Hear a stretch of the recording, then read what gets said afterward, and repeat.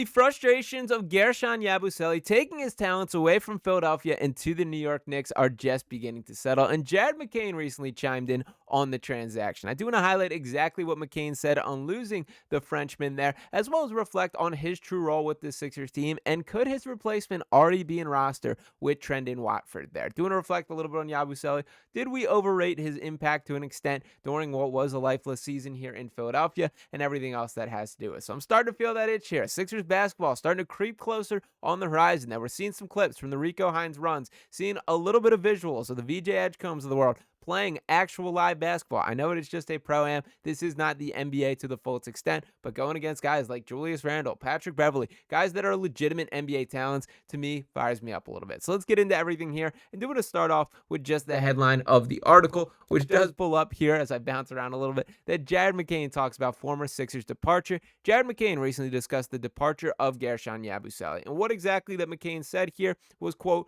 "Man, I'm going to miss him. That's one of the best people I've ever been around. I could go to him for anything. A lot of my teammates are like that, but him I gravitated to a lot. He was just super nice, just a good person, and fun to play with. Also another great energy person, so I'm sad to see him go. I talked to him a few times since he left, but I'll see him a lot in New York." And I do think this is cool that this was a bit of a blossoming relationship, that I do think McCain and Yabusele have some similarities in sort of the positive way that they view the world that I think does rule there. And it does suck, ultimately, that Yabusele is playing for the next year. There is no way around that he's going to be a positive impact player for him. He's going to be a rotational player. With all that being said, I don't think he is the sinking of the organization. His loss sinks the organization in the way that it is sometimes talked about here in Philadelphia. Now, to highlight what Yabu brought to this team last year, 27.1 minutes per game, 11.0 points, 5.6 rebounds, 2.1 assists, shot 38% from beyond the three-point arc, as well as 50.1% from the field. Still just 29 years old. He's a useful player and a guy that I would have loved to have back in a Sixers uniform next year,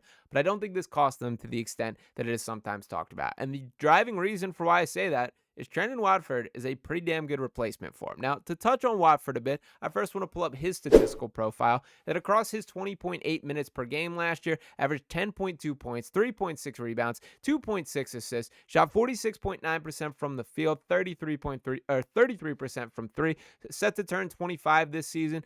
He's a guy that has probably not reached his ceiling yet, but I do think is really intriguing talent, both from the skill set standpoint. I do think it's worth noting that he's got a strong relationship with Tyrese Maxey, that they've known each other since they were kids. They're already in the gym training together this summer, which I think is a huge positive sign. And as far as a skill set standpoint, I do think there's something that directly translates to what he will bring to this Sixers team. And what I mean by that here is a couple stats that I want to dive into, that this coming from Aiden Doc here, who tweets out, "Trendon Watford's short roll and playmaking ability stand out as a 6'8" forward. He had an assist rate of 21.1% last season, ranking on the 92nd percentile for bigs per NBA Krell. He consistently has been able to win 4v3 situations with split decision making." And to add to that a little further here, that Austin Krell tweets, "Trendon Watford's rebounding rate and three-point shooting are not strengths, but I'm pretty fascinated by his sense for creating open shots by forcing secondary defenders to rotate away from their assignments. 115 assists against 83 turnovers last season,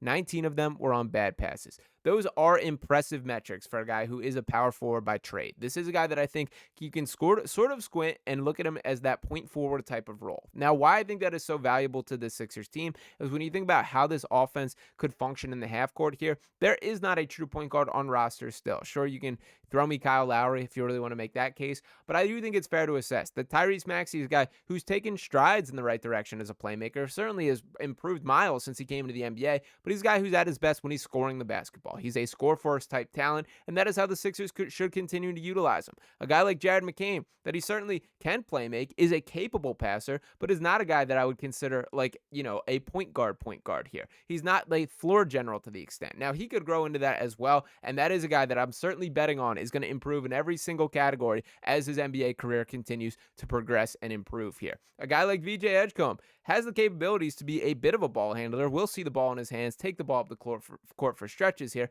but not a guy that's going to be confused as a point guard either. That brings us to Trendon Watford, who is not a point guard to an extent, but is a guy that I believe can run the offense in the half court. Now, it is difficult to grade some of this because of the different expectations that he has faced. That to this point in his career, he has suited up for the Portland Trailblazers and Brooklyn Nets with little expectation across the board. It is funny to contrast based on the season that we had last year. and talk about win now expectations in Philadelphia, but certainly compared to either of those franchise, there will be a higher standard commanded and a higher win rate, a higher effectiveness of the team as a whole that you do hope to be the case.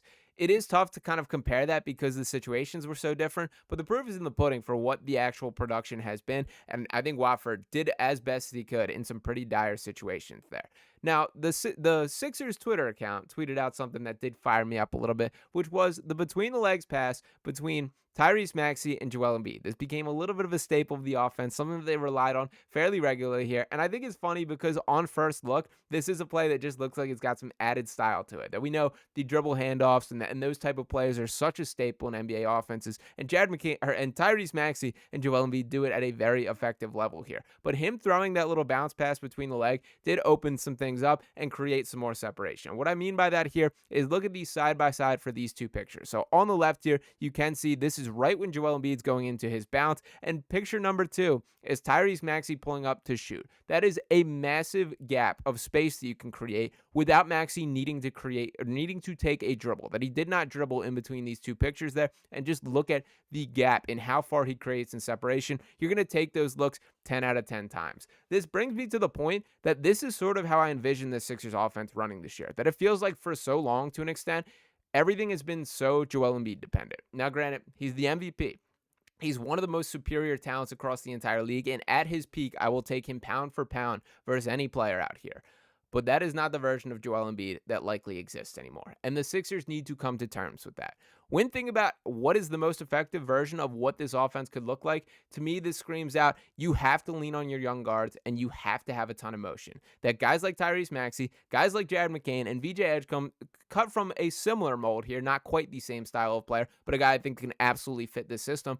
I want to see off-ball motion. I want to see cuts. I want to see guys running off screens and shooting threes at that rate. And I think Trendon Watford being capable of being some sort of hub of the offense in the half court could be something that produces some pretty impressive results here. That's what I'm starting to envision is when I think of what could the best version of this Sixers current roster look like in an offensive standpoint, that it is running off pin downs, a ton of motion, guys flying around the floor,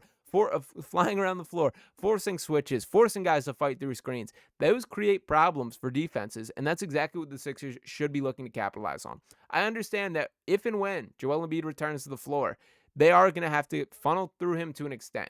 But I don't think we should any longer live and die with whatever look Joel Embiid comes up with. That is the shot that the offense gets. He's a part of this team. He is not the team in the way that it has felt like for several years. Rely on Jared McCain. Rely on Tyrese Maxey. Use VJ Edgecombe. Let's get creative in this offense. That last season, everything went off the rails, but it is no longer acceptable for Nick Nurse to sit there and say, well, if I don't have Joel Embiid, what do you want me to do? There has to be an active plan in place for how to utilize each of these players that you have on roster.